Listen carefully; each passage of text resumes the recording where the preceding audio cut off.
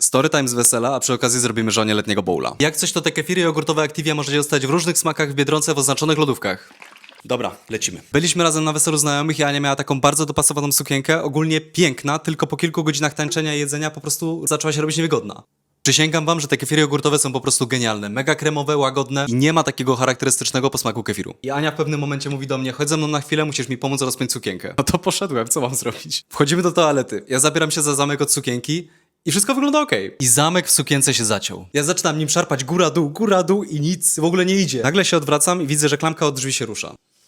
A z pośpiechu nie zamknąłem drzwi na klucz. I oczywiście do naszej toalety wchodzi inny gość weselny. I nie powiem wam kto, bo to już by było za grube. Ja już wtedy wiedziałem, że się z tego nie wytłumaczę. No i chłop się na mnie patrzy. To ja się patrzę na niego.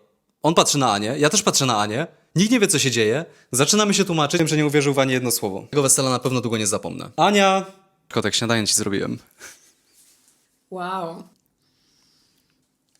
Pyszne.